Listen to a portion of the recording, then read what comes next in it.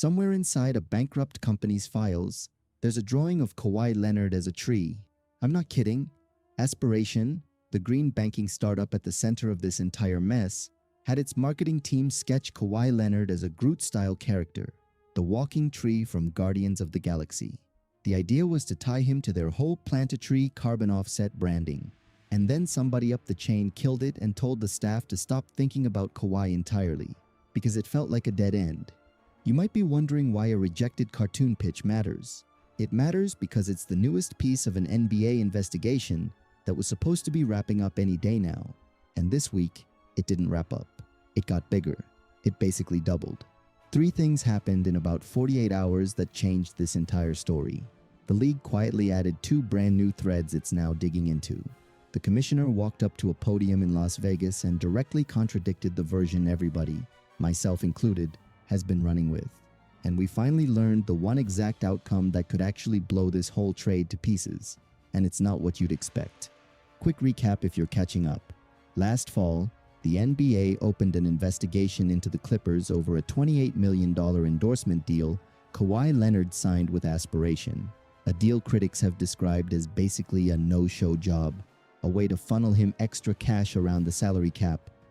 Pablo Torre broke the story with documents and a former Aspiration employee alleging directly that the deal existed to circumvent the cap. Aspiration later went bankrupt, and its co-founder, Joe Sandberg, is now serving a 14-year federal fraud sentence. 9 days ago, the Clippers and Raptors agreed to trade Leonard to Toronto anyway, something that genuinely surprised a lot of people given the investigation was still open. On July 14th, The Athletic's Mike Vorkunov reported the investigation has now expanded to include 2 completely new financial arrangements. The first is whether the Clippers covered expenses for Leonard and simply never got repaid, the kind of quiet, unbilled tab that becomes exactly the sort of thing cap circumvention investigators look for. The second is the big one, a previously unreported, undisclosed second endorsement deal with an entirely different company.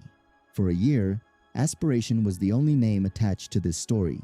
Now investigators are asking whether there was a second arrangement nobody had ever even heard about. Some outlets are calling this a genuine second investigation, and here's why that matters. You don't add 2 new threads to a case you're about to close. We're 11 months into this thing, dozens of interviews, tens of thousands of documents, and this week's move wasn't to announce a verdict. It was to open more folders. That doesn't sound like a probe that's almost finished. Now let's talk about the Groot drawing, because it's genuinely funny, but also legally important. Former Aspiration employees told The Athletic the company had built mock-ups for an entire marketing campaign around Leonard, including that tree concept, before leadership pulled the plug entirely. One employee summed it up bluntly: nothing ever came from it, and nobody's sure why it died. Here's why that rejected pitch suddenly matters. The Clippers' entire defense rests on this being a normal endorsement deal. Leonard promotes the company, Leonard gets paid, happens all the time across sports. But if the marketing team was explicitly told to stop thinking about Leonard, if the guy they supposedly paid $28 million to promote them never actually promoted anything, then what exactly was that money for? A killed pitch alone doesn't prove wrongdoing, but it's exactly the kind of detail that turns a routine-looking deal suspicious to an investigator who's already asking questions. Then, on July 15th at the Board of Governors meeting in Las Vegas, Adam Silver reframed the entire narrative in about 2 sentences.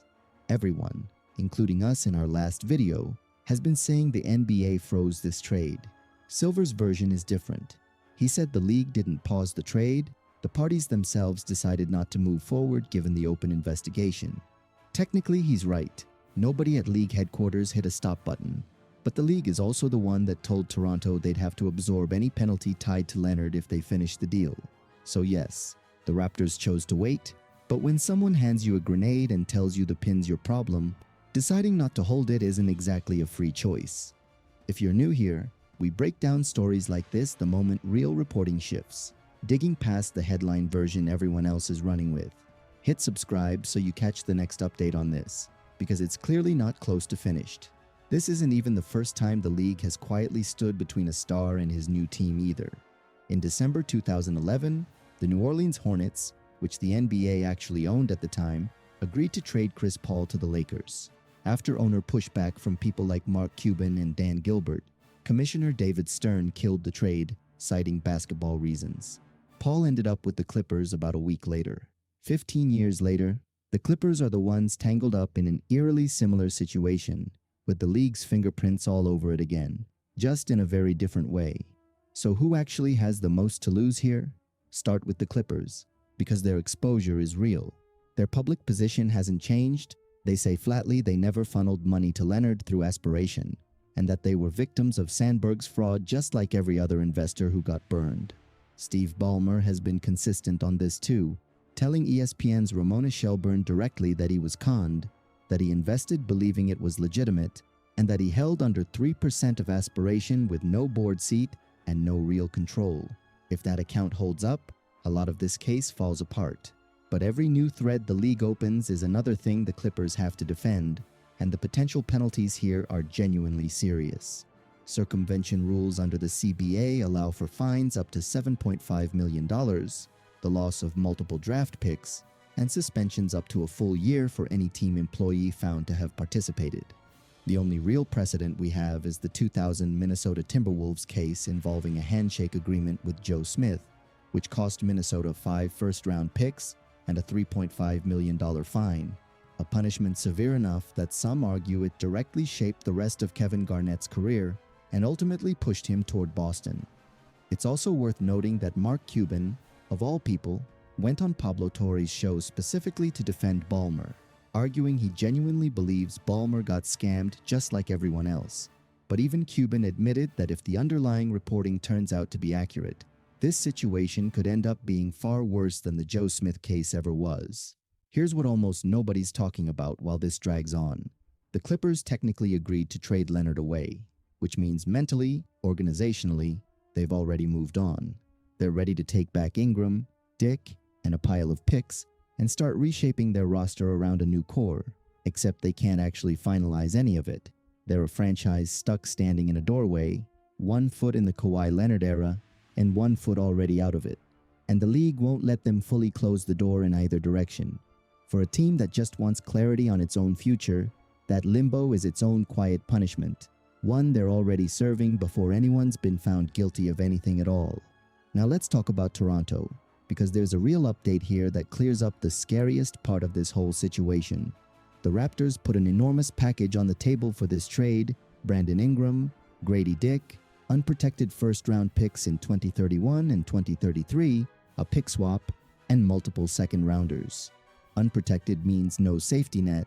If Toronto struggles, those picks convey regardless. So the fear has always been obvious. What if they hand over all of that and the league voids Leonard's contract entirely? According to Raptors insider Josh Lewenberg, Toronto is reportedly comfortable accepting a suspension for Leonard if that's the outcome, and the only scenario that would genuinely jeopardize the trade is the far less likely possibility of a voided contract. A suspension stings, but it's survivable. A voided deal is the actual nightmare, and even the reporting frames that as a long shot. It gets even more interesting from there.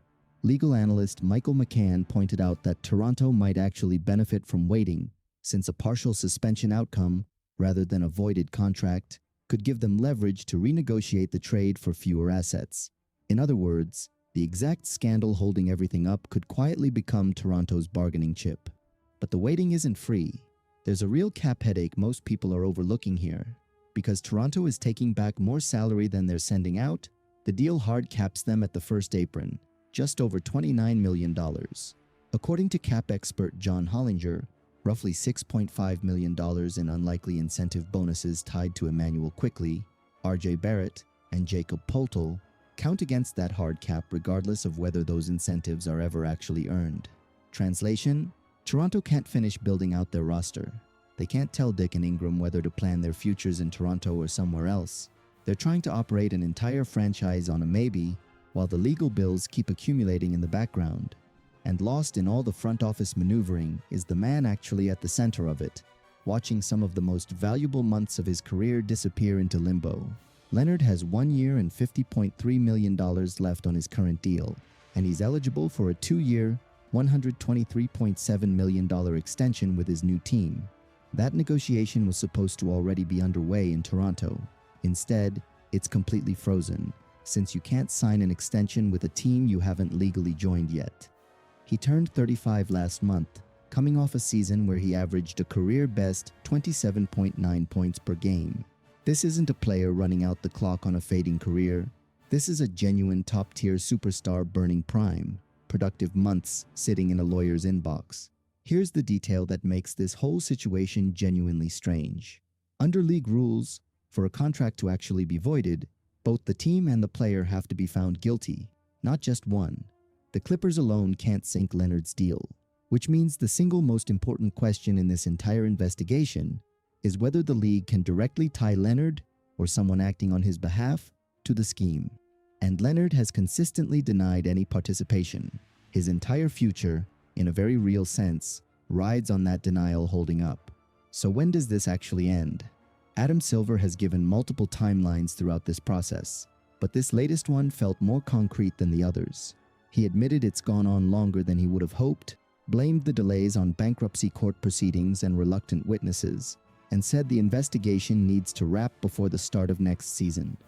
A league spokesperson added they expect the outside firm to finalize its work in the coming weeks, with no ruling expected during Summer League. Worth sitting with that phrase, reluctant witnesses, for a second. People generally don't clam up in investigations that have nothing to hide. That doesn't prove anything on its own, but Silver didn't have to choose that particular word, and he did. Even with all of that hanging over everyone, Shams Charania has reported the expectation across all sides is that this trade eventually gets completed. Silver himself said he doesn't see any reason Leonard's status should change simply because he got traded. Nobody serious thinks Leonard stays a Clipper long-term. This almost certainly ends with him in a Raptors jersey. It just doesn't end today, and it might not end for weeks. So here's how this really reads. You don't expand an investigation you're about to drop. Opening 2 new threads, 11 months in means one of 2 things, and neither one makes anybody look particularly good. Either the league is building a genuinely real case, in which case the Clippers should be far more nervous than their public statements suggest, or the league still can't prove the original allegation and went hunting for new angles to justify how long this has dragged on.